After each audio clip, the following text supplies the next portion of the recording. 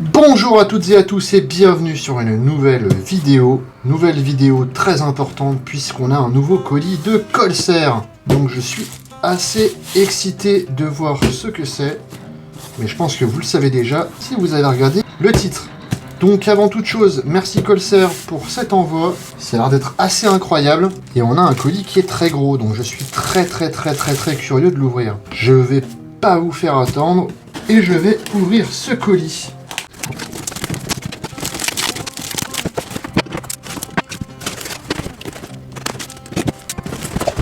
Donc qu'est-ce qu'on a là-dedans? Alors déjà je vois que la boîte a été un petit peu cabossée. Est-ce qu'on a quelque chose d'autre? Les papiers. Donc. Alors déjà j'avais une question. Oui, Colser c'est fabriqué en Espagne. Hein. Là il n'y a pas de débat là-dessus.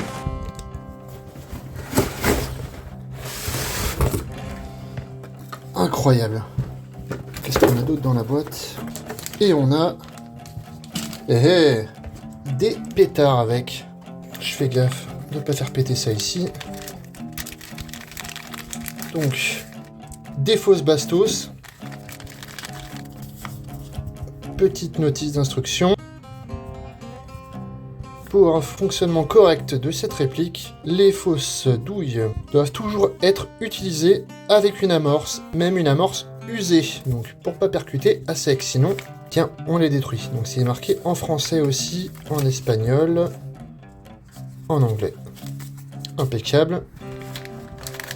On a un paquet d'amorces. Je vais essayer de ne pas les faire péter sur la table. Et on a des fausses bastos. On a le petit historique des armes américaines du Far West. Et on a bien entendu notre magnifique réplique. Donc, je vais mettre les amorces ici. Hop, du Maris Leg.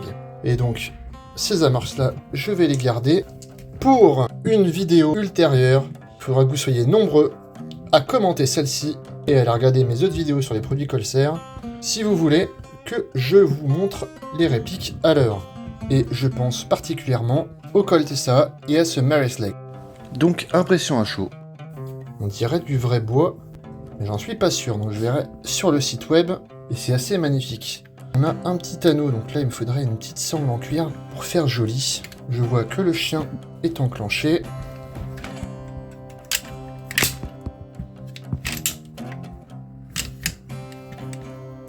Un mécanisme.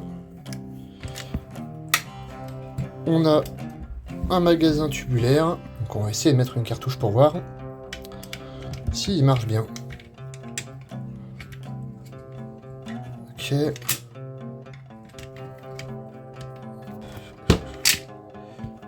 Donc là, ça engage une cartouche. Tac. On imagine qu'on l'a tiré. Et là, normalement, ça devrait s'extraire.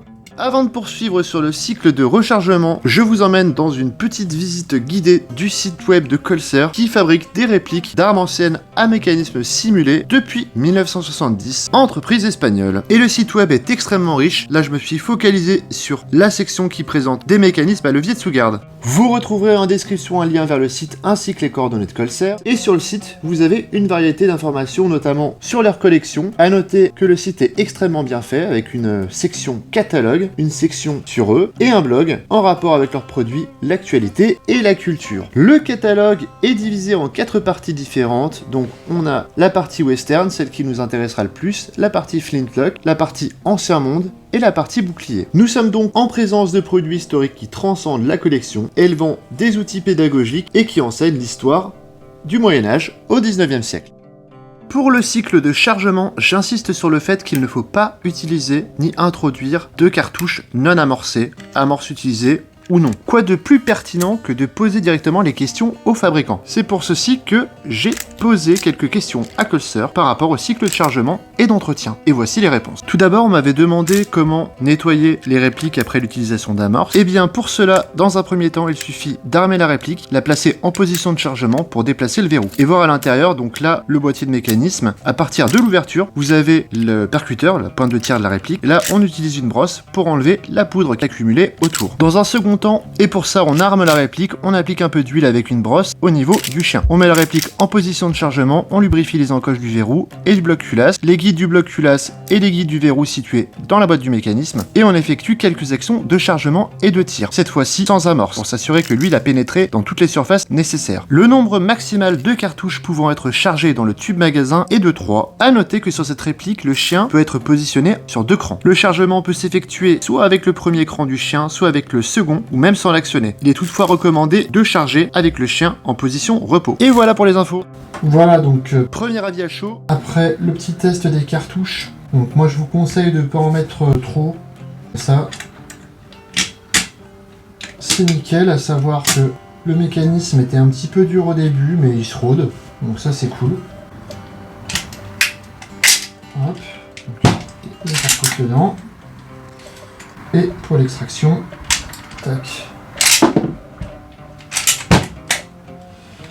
Et jamais tirer à sec, et normalement on évite de charger sans mettre des amorces. Même pour la manipulation, normalement, des amorces percutées, d'accord? C'est très important, sinon vous allez endommager votre réplique, ce qui serait dommage. Pour l'élévation, vous avez l'élévateur ici, et vous avez une petite griffe là, pour enclencher les cartouches. Donc, mon avis sur le Maris Leg de chez Colser. Donc, pour rappel, c'est une réplique à mécanisme simulé. Ceci n'est pas une arme à feu, ni une arme airsoft, ni une arme à plomb, ni une arme à blanc. On est vraiment sur un objet de décoration à mécanisme simulé. Très bonne facture, finition ancien, vieilli, et vraiment une très belle réplique. Voilà, je vous montre un petit peu de près. On enchaînera sur la culture populaire et mon avis. Une fois n'est pas coutume, j'ai voulu vous montrer la présence de cette réplique dans les jeux vidéo, ou en tout cas de ce qui y ressemble le plus. Et pour ceci, je commence avec Fallout 76, où là, je fabrique directement l'équivalent d'un Maris Leg en calibre 45 dans le jeu. On va rester aujourd'hui sur les jeux vidéo, puisque pour les apparitions cinématographiques, ce sera très important et même primordial de les mettre dans la partie histoire, et je pense que vous comprendrez pourquoi, ou que vous savez déjà pourquoi si vous connaissez un petit peu l'origine de cette arme. Et là vous voyez que j'arrive à crafter quelque chose de très similaire dans le jeu, et c'est plutôt appréciable. Là on voit le fonctionnement de l'arme à l'intérieur du jeu. Vous voyez que c'est très proche de ce qu'on peut avoir avec la réplique, même si les organes de visée bien, sont différentes, puisqu'il ne s'agit pas exactement du même modèle. Et oui, là on n'est pas sur le même système de Winchester. Pour le rechargement, comme vous voyez, on est à peu près sur la même chose. Bon, c'est beaucoup plus rapide puisque c'est un jeu vidéo, ce qui est logique. Donc c'est une réplique indispensable pour tout fan de Fallout qui se respecte. Et pour les fans de Call of Duty, on peut crafter, si l'on a un bon niveau dans Call of Duty Black Ops Cold War, l'équivalent d'un Maris Leg, mais cette fois-ci en calibre 410 et dans la section fusil à pompe. Encore une fois, il faut avoir un très bon niveau, mais vous voyez qu'on peut avoir quelque chose de très similaire à la réplique de Colser. Au niveau du mécanisme et du fonctionnement, comme vous le voyez ici, c'est très similaire à ce qu'on voit dans Fallout et à la manipulation que l'on peut faire de cette réplique de Colser. Voilà donc plusieurs essais avec différents types de luminosité, et au niveau du chargement, vous allez voir qu'on est sensiblement sur le même fonctionnement. Encore une fois, il n'est pas possible d'enlever les organes de visée, on a un œilleton par défaut dans l'arme du jeu. Je sais que vous êtes nombreux et nombreuses à être fans du jeu Red Dead Redemption 2 dans cette communauté. Malheureusement, il n'y a pas de Maris Leg dedans. Par contre, il y a de nombreux leviers de sous-garde, de carabine à levier de sous-garde, je crois qu'il y en a 2, dont la plus célèbre, la carabine Lancaster, et je crois que la deuxième c'est la Litchfield. Vous voyez ici que l'extraction et le mécanisme est très fidèle à la réplique de Colser, mais par contre on a un système de chargement de Henry plutôt que de Winchester. C'est la seule différence. Mais de toute façon, si vous êtes fan de Red Dead Redemption 2, les répliques de Colser, comme vous l'avez vu sur les autres vidéos à ce sujet, eh bien cette réplique-là est faite pour vous. J'ai bien entendu, suivant les traditions de mes vidéos sur les répliques Colser, essayé de refaire la même version chez l'armurier de Valentine, mais je n'ai pas réussi, donc je vous laisse regarder ma tentative. Vous voyez, c'est pas possible de raccourcir le canon, ni la crosse dans le jeu. C'est malheureux, mais c'est comme ça. Mon avis à froid sur cette magnifique réplique de Maris Leg par Colser. Donc Maris Leg, ça veut dire quoi? Jambe de jument. Mais ça, on en reparlera une autre fois. Je voulais remercier Colser encore une fois. Je rappelle que je ne touche aucune commission et que seules les répliques, les 3 que vous avez vues, m'ont été offertes. Donc je vous donne un avis neutre et objectif en tant qu'amateur d'armes anciennes. Et dans ce cas-là, 2 répliques qui ne tirent pas. Donc ce qu'on appelle une quasi-arme, une réplique de décoration. Je voulais dire également que un partenaire qui laisse le choix comme ça et qui fait confiance pour les vidéos, ça n'a pas de prix. Alors comme je le disais en prélude de mon avis à froid, il y aura une vidéo histoire sur cette réplique, il y en aura une autre aussi sur le SAA de Colser, donc 2 magnifiques répliques que je vous ai présentées, et donc c'est pour ça que je ne développe pas sur l'histoire de cette jambe de jument. Alors, il y aura également une éventuelle 3e partie qui pourra être tournée un jour, qu'on appellera la trilogie de tir Colser. Et vous l'avez deviné, c'est dans cette partie-là que vous verrez le SA à l'œuvre et cette magnifique réplique. Mais si vous voulez que ça arrive, il va falloir que vous commentiez toutes mes vidéos Colser et que dedans, vous notiez dans une des vidéos Colser que vous notiez Colser Trilogie. Donc ça, c'est très important. Maintenant, pour les impressions, pour mon avis, on va commencer par tout ce qui est point négatif. Alors déjà, je pense que vous l'avez remarqué, c'est un peu comme sur le volcanique, on n'a pas d'organe de visée. Donc là, il n'y a pas de hausse. Et là, eh bien, il n'y a pas de guidon. Également, vous voyez ici, ici, et ici, et puis peut-être en dessous, c'est peut-être un peu moins visible, quelques moulures. Mais ça, c'est pas très grave, parce que ça fait aussi partie des conditions pour que ce soit une quasi-arme, donc une réplique factice, qui ne tire pas, et qui fait que ce n'est pas réglementé. Donc là, on est vraiment sur quelque chose qui n'appartient à aucune catégorie, c'est un objet de décoration, et ça, c'est un avantage très certain. J'ai envie de dire que c'est les 2 seuls défauts qu'on pourrait céder sur la réalisation, et franchement, c'est assez négligeable quand on va pouvoir comparer après avec les points positifs. Pour les points positifs, on est sur une quasi-arme. Donc, au niveau de la réglementation, c'est pas de la catégorie D, même s'il existe en catégorie D peut-être des versions Airsoft, je ne sais pas, ou des versions à blanc. Là, on est sur un matériel qui n'est pas réglementé, puisque c'est vraiment une réplique qui peut servir pour la déco et pour la manipulation. Pour l'utilité, toujours pareil que sur les autres vidéos, la déco, le cinéma, reenactment, les reconstitutions historiques. Donc c'est très intéressant d'avoir ce genre d'objet. Et puis même pour le côté historique, là on a quelque chose de sécurisé. Deuxièmement, on a une réplique mythique d'une grande période d'Hollywood, avec un mécanisme qui est identique à la vraie Winchester 1892, qui avait été sciée pour un feuilleton hollywoodien, mais ça on en reparlera dans une autre vidéo. Même mécanisme que la Winchester 1892. On voit l'extracteur tout pareil, le chien, c'est vraiment magnifique, et c'est du super boulot. Au niveau du bruit, je vais le refaire. Normalement, on manipule pas sans les amorces, je rappelle.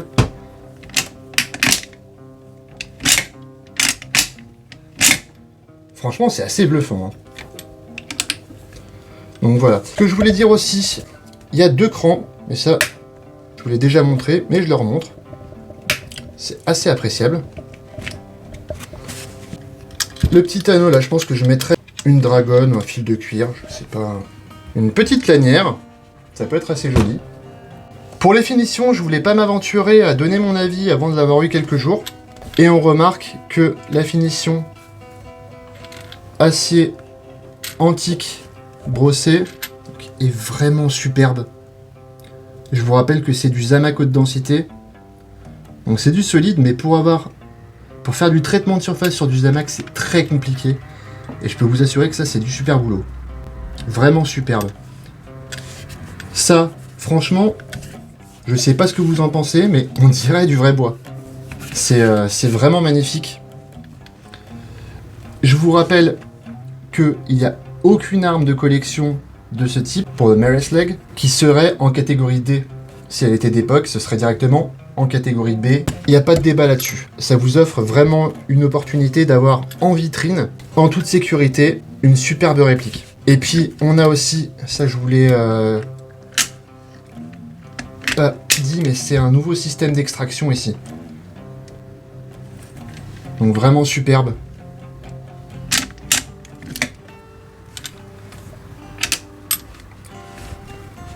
Et puis ça peut aussi vous aider à la manipulation.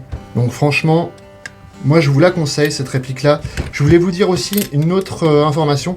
J'ai préalablement parlé du cycle de rechargement. Donc il faut respecter, encore une fois, avec des amorces usées ou des amorces neuves, peu importe, mais jamais utiliser sans amorce. Et gaffe aussi aux europossesseurs d'autres répliques de Colser. Les cartouches du SA par exemple ne sont pas les mêmes que les cartouches de cette réplique. Donc ne pas vous tromper. Vraiment, c'est fait que pour ces cartouches-là qui vous sont livrées avec. Donc ça, je voulais vous montrer la différence entre les deux. Ce qui se passe si vous mettez ça là-dedans, à mon avis, bah vous allez endommager votre réplique et ce serait vraiment super dommage. Voilà pour ma présentation, donc c'est mon avis. Voilà, je vous le donne en toute honnêteté. J'espère que vous aurez apprécié cette vidéo, que vous trouvez cette réplique aussi belle que moi. Si c'est le cas, eh bien, je vous invite à le dire en commentaire.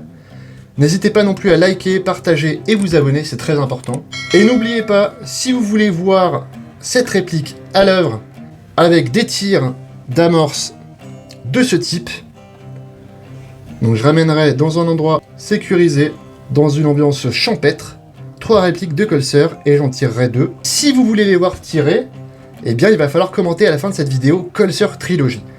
Donc j'espère que vous serez nombreux à le faire, et nombreuses. Si vous avez des questions, n'hésitez pas. Merci encore une fois à Colser, je suis très content d'avoir cette réplique-là dans ma collection. Merci à vous pour le visionnage. Donnez-nous de la force, c'est important. Et n'oubliez pas que c'est une réplique fabriquée en Espagne. Donc là, on est vraiment sur du matériel fabriqué en Europe. Ça, c'est un gage de qualité aussi.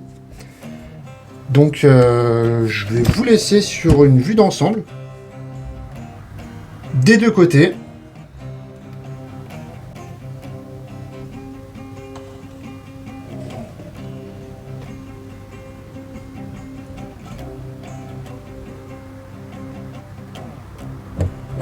Merci encore et à bientôt pour de nouvelles aventures.